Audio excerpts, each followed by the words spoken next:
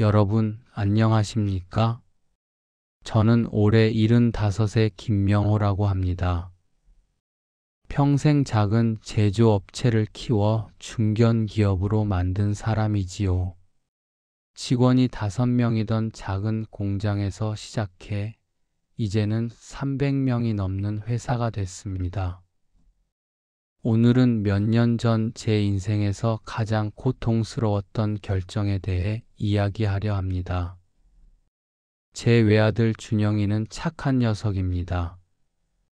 35살이 되도록 한 번도 부모에게 걱정을 끼친 적이 없었어요. 그런 준영이가 어느 날 여자친구를 데려왔습니다. 이름은 서유나, 29의 예쁜 아가씨였죠. 첫 만남부터 뭔가 이상했습니다. 유나 씨는 제 눈을 똑바로 쳐다보지 못했어요. 인사는 공손했지만 그 눈빛에는 계산이 담겨 있었습니다. 식사 중에도 계속 집안 인테리어를 살피고 회장님 댁은 정말 멋지네요 라는 말을 5번도 넘게 했습니다. 아내 경숙이는 제 말을 믿지 않았어요. 여자애가 긴장해서 그런 거예요. 당신이 너무 예민한 거 아니에요? 평생을 함께한 아내조차 제 편이 아니었습니다. 하지만 아버지의 직감이란 게 있습니다. 사업을 하며 수많은 사람을 만나봤고 진심과 거짓을 구분하는 눈은 있다고 자부했어요. 저는 확인하기로 마음먹었죠. 다음 주 저는 이상한 결심을 했습니다. 우유 배달원으로 변장해서 유나 씨의 집 근처를 관찰하기로 한 겁니다. 새벽 5시 낡은 작업복을 입고 우유 상자를 들고 그녀의 오피스텔 앞에 섰을 때 제 손이 떨렸습니다. 며칠을 관찰하며 저는 점점 확신을 얻었습니다. 유나 씨는 아래층 할머니가 인사해도 고개조차 돌리지 않았어요. 택배 기사에게는 짜증을 냈고 편의점 알바생에게 반말을 하며 물건을 집어던지기도 했죠. 그러다 준영이가 찾아오면 180도 달라졌어요. 환한 미소, 다정한 말투, 완벽한 연기였습니다. 결정적인 순간은 일주일째 되던 날이었습니다. 창문이 열려 있었고 유나 씨가 전화 통화를 하고 있었어요. 언니, 걱정 마. 김명호 회장 아들이잖아. 결혼만 하면 우리 평생 놀고 먹어. 시아버지가 뭐 알겠어? 돈 많은 늙은이들은 다 똑같아. 며느리 예뻐해 주면서 재산 물려주기 바쁘지. 준영이? 그냥 호구야. 심장이 얼어붙는 것 같았습니다.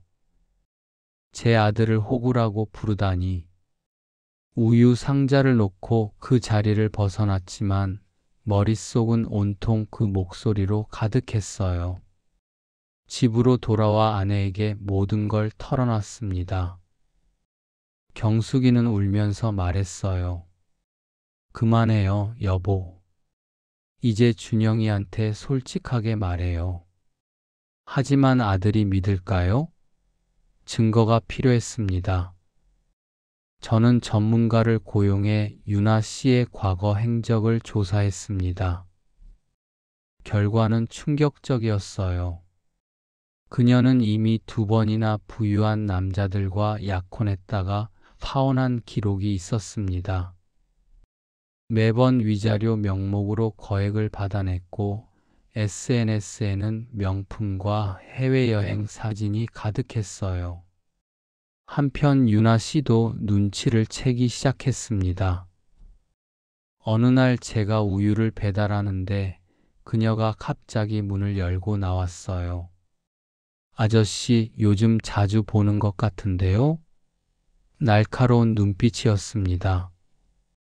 아, 네. 이 구역 담당이라서요.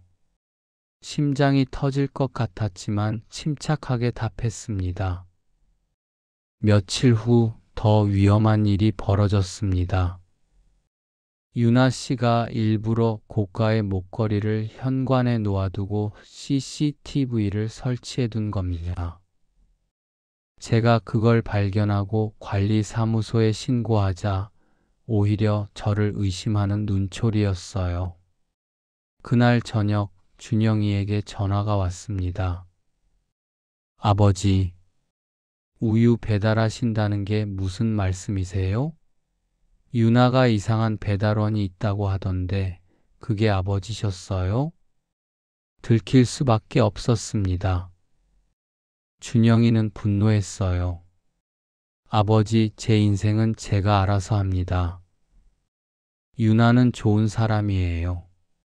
아버지가 왜 이러시는 거예요? 전화를 끊는 소리가 비수처럼 꽂혔습니다. 한 달간 준영이는 연락을 끊었습니다. 저는 매일 밤 잠을 설쳤어요. 혹시 제가 잘못 본 건 아닐까? 아들을 영영 잃는 건 아닐까? 회사 일도 손에 잡히지 않았습니다. 그러던 어느 날 밤 준영이가 집에 찾아왔습니다. 눈이 퉁퉁 부어 있었어요. 아버지, 죄송합니다. 정말 죄송합니다. 준영이는 유나 씨의 진짜 모습을 직접 목격했다고 했습니다. 회사 회식 자리에서 그녀가 법인카드를 몰래 사용하려 했고 준영이 친구에게 시아버지 재산이 얼마냐고 물어본 것을 들었다고요. 심지어 변호사에게 결혼 전 재산분할 계약서는 어떻게 무효화시키냐고 상담까지 했다더군요. 아버지가 우유 배달까지 하시면서 절 지키려 하신 건데 전 아버지를 의심했어요. 아들을 꼭 안아줬습니다. 괜찮아, 아빠도 틀릴 수 있어. 내가 무사해서 다행이야. 그게 중요한 거야. 며칠 후 유나 씨는 회사 자금을 빼돌리려다 발각되어 경찰 조사를 받게 됐습니다. 준영이 명의로 대출을 받으려던 시도도 드러났고요. 준영이는 깨끗하게 관계를 정리했습니다. 지금 생각하면 그때 제가 한 일이 정말 옳았는지 확신하지 못할 때도 있습니다. 우유 배달원으로 변장해 아들을 미행한 게 과연 정당한 방법이었을까요? 아들의 신뢰를 잃을 뻔한 위험을 감수할 만한 가치가 있었을까요? 하지만 한 가지는 확실합니다. 부모의 사랑이란 때로는 의심에서 시작되기도 한다는 것입니다. 믿고 싶지만 확인해야만 할 때가 있어요. 세상은 우리 생각보다 위험하고 악한 사람들은 가장 선한 얼굴로 다가옵니다. 지금 준영이는 좋은 사람을 만나 행복하게 살고 있습니다. 올해 결혼도 했어요. 새 며느리는 정말 착한 아이입니다. 가끔 그 시절을 회상하며 이렇게 말하곤 해요. 아버지, 그때 아버지가 아니었으면 전 인생 망칠 뻔했어요. 부끄럽지만 아버지의 우유 배달 이야기는 제 인생 최고의 선물이었어요.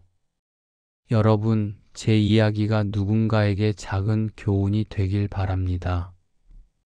사랑하는 사람을 지키는 일은 때로 외롭고 힘든 싸움입니다. 주변 사람들이 이해해주지 않을 수도 있고 가장 사랑하는 가족마저 등을 돌릴 수 있습니다. 하지만 포기하지 마세요. 진실은 반드시 드러나게 되어 있으니까요. 그리고 그 진실이 드러났을 때 당신의 사랑이 헛되지 않았음을 깨닫게 될 것입니다. 영상이 좋았다면 구독과 좋아요 꼭 눌러주세요. 감사합니다.